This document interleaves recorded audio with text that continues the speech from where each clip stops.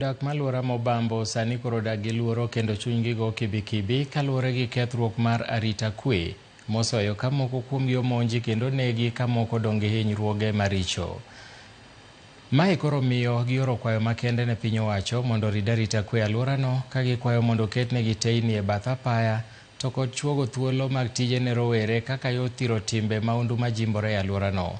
David Abonyo nigi ler mathoth. Kaka mudho donja ka kiondko bende kwako chuny odak ma alwora ma Obambo kaluwore gi kethruok mar arita kwe e gweng'no. Johala kod jodak duto kwano monj ma kinde ka kinde ma giseyudo ka moko kuomgi osewito ngimagi. Kata kamano dwaro margi mondo omi jimnegi arita kwe osegore e lwanda ka koro gikwayo mondo okonygi mapiyo kaka nyalore. Security ma wantie godo ok gidak kodwa machiegni. Iyudo ka security gintiere gidak e mier kendo polise wa ma wantie godo they are that active but kunde ma gintie maboyo kendo ok gichop sama japiny dwarogi. Iyo ni samoro kata kaponi kumoro timre yo Bambo kata kumoro timre alwora to mondo mi dhi michop kuom jogo eko iyo ni nyaka kawa tua kata kaponi da piko mondo michop kuma gintie. Omiyo ne wakwayo our national government coordination by the county government mondo giyie gichopnwa singo marwa mar kelo security wa machiegni mondo gidag gi jodak machiegni mondo mi services moyudo kuomgi obed makare. Jodagi wacho ni onge mag teyni alworano miyo joma undu thuolo makare mar timo monjo jodak makae ka koro gidwaro mondo oketnegi teyni. Gima duong' manyalo kwayo en security lights mondo kelnwa e streets mondo at least ler mondo obedie. Alafu polise bende obede kodwa machiegni gibiye machiegni sana solar lights nikech light mar mulika mwizi achiel ema nitie Obambo kende to Bambo en kama duong' koro koketnwa solar lights gi manyalo mamoko ga kende cha kokete to karo ka piny lil to giliel koro kata kamoro ni olal nikech jo Kenya Power be ok dewa kamoro lal to koro light mag jo solar go nyalo konyo. Mopogore gi arita kwe apeyni maricho bende medo rido ngima jodak ma Obambo.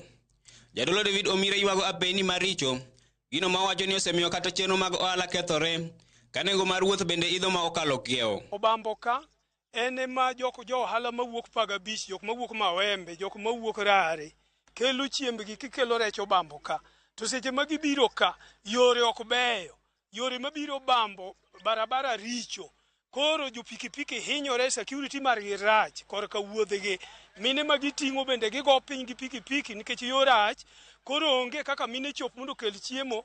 Yudo ni kochopo seche mag otieno to koro kata wan maluor nikech iyudo ka kata ng'ama iting'o wuon samoro ok in kode gadier nikech nderni mokwongo richo then mar ariyo kwaringo kuondgi ok inyal amini ng'ama iting'o koro okwan maber ahinya nikech polise bende odak kodwa mabor ok gidak machiegni gidak mana e landi mar ng'ato wuon. Wakwayo ni mondo sirikal ka diyie to gere police post machiegni mar sirikal ma polisi odak kodwa kama chiegni nikech polisi odak mabor kodwa koro mondo michop kuma gintie to kawi atwa malach koro iyudo ka samoro gino osetimore. E kin midhiero gi joma mine kalo e midhiero moloyo ka ithoro monjgi kinde ka kinde ka giwuok e chiro. Obambo wasebedo gi shida mag insecurity mang'eny kaluwore ni seche moko idhi kata manyo giri moro to kiduogo to giri mathis miyudo ni ng'ato dwano mai e kor ndara orado kodi to ogoyi mochuo kawo nyaka girino.